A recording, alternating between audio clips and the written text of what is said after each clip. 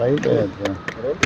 नाना भाऊ, काल उद्धव ठाकरे म्हणजे शिवसेनेचा मेळावा पार पडला, वर्धापन दिवस होता. त्यावेळी काँग्रेसचे उद्धव ठाकरेंनी प्रशंसा केलेली आहे की कशाही प्रकारे यापूर्वी फोडून आलेल्याला कधीही मुख्यमंत्री केलेले नाही. काँग्रेसने कधीही काय सांगाल, एकूणच प्रशंसा केलेली आहे. बघा, काँग्रेस ही या देशाच्या स्वातंत्र्याच्या लढाईतून निर्माण झालेला पक्ष आहे, त्यागाचा पक्ष आहे. आणि या पक्षाने या देशाचं नेहमी हितच केलेलं आहे. देशाच्या संस्था असतील, देश असेल, सर्वसामान्य माणसाला न्याय असेल, हे काँग्रेस पक्षानेच या देशाला दिलं. पण आज जे काही लोक सत्तेचे पिपासू लोक बसलेली आहेत, त्या लोकांचं आपण पाहिलं की त्यांना सत्तेची भूक एवढी मोठी आहे की ते संविधानिक व्यवस्थेलाही मानायला तयार नाही, अशी ही परिस्थिती आज आहे. आणि मला असं वाटतं की उद्धव ठाकरे साहेबांनी जी काही भूमिका मांडली ती वास्तविक आहे. त्याचा अर्थ कोणी काही पद्धतीने लावतील की काँग्रेसची चापलूसी वगैरे करतात, असं नाही. वास्तविकता काँग्रेसच्या बद्दलचं उद्धव ठाकरे साहेबांनी मांडलेली आहे. आता राहुल गांधी यांनी थोड्या वेळापूर्वी ट्विट केलं आहे, नागपुरातील एक विद्यार्थी परीक्षार्थी नीटचा, त्याचं जे आय कार्डवर जी परीक्षा केंद्र आहे ते अबुधाबीचं आलं आहे. बरोबर आहे. आपण सगळ्यांनीच पाहिलेलं आहे आणि राहुलजीने ते दाखवलेलं आहे की या विद्यार्थ्यांच्या जीवनाशी नरेंद्र मोदीचं सरकार कसं खेळतं आहे त्याचे अनेक उदाहरणं आपल्याला पाहायला मिळतात. तसंच आत्ता आपण पाहिलं की नागपूरच्या एका विद्यार्थ्याला त्यांनी अबुधाबीचं सेंटर देऊन टाकलं आणि त्याच्यामुळे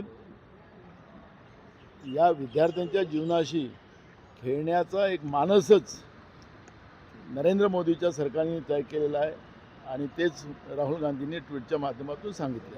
उद्धव ठाकरे यांची एकूणच भाषा आहे की मी पद सोडायला तयार आहे. काय वाटतं, निराशेतली भाषा आहे की खासदार सोडून गेले, आमदार चालले? मला त्यांच्याबद्दल काय बोलायचं नाही, तो त्यांचा व्यक्तिगत प्रश्न आहे आणि त्याच्यामुळे ते काय उत्साहाने बोलतात की निराशाने बोलतात त्याच्यावर मला प्रतिक्रिया देणं बरोबर नाही. काँग्रेसच्या बद्दलची भूमिका त्यांनी मांडली. काँग्रेस पक्ष या देशाच्या स्वातंत्र्य लढ्यापासून तर 2014पर्यंत हा देश एक पद्धतीचा उभा करण्याचं काम केलं, विपरीत परिस्थिती उभा केला आणि आज जे लोक सत्तेत आहे ते देश विकून सत्ता चालवतात आहे आणि देशामध्ये लोकशाही व्यवस्था संपवण्याचं पाप ते करतात आहेत.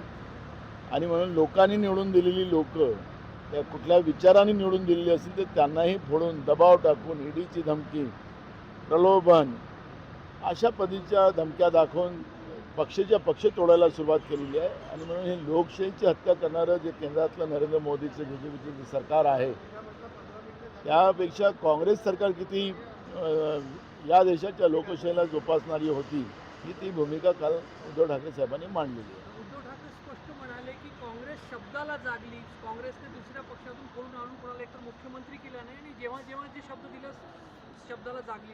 त्यांनी अनुभव सांगितलेला आहे, त्यांना जो अनुभव काँग्रेसचा आलेला आहे त्याच्या अनुभवाचं त्यांनी सांगितलेलं आहे. आणि उद्धव ठाकरे साहेबाला काही कोणाला सांगावं नाही लागत, त्यांना सांगायला आणि ते बोलतील.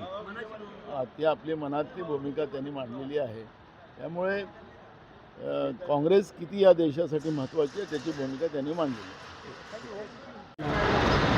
बिल्कुल है कि नरेंद्र मोदी की सरकार ने छात्रों की ज़िंदगी से खेलने की जो शुरुआत की है उसमें नीट हो कि कई एग्ज़ाम में बच्चों की ज़िंदगी से ये खेल है. कई बच्चों ने तो नीट की एग्ज़ाम का पेपर लीक होने के बाद आत्महत्या की. वो नागपुर शहर का भी उसमें एक बच्चा था. अब नीट का एग्ज़ाम लेने गए तो अबुधाबी का सेंटर दिया. तो छात्रों की ज़िंदगी से खेलने का, युवाओं की ज़िंदगी से खेलने का एक षड्यंत्र केंद्र की नरेंद्र मोदी की BJP की सरकार ने किया है और उसी का परिणाम है कि अबुधाबी में सेंटर नीट का एग्ज़ाम का दिया गया है. उद्धव ठाकरेंचं कालचं भाषण तुम्ही काँग्रेसचे नेते म्हणून कसं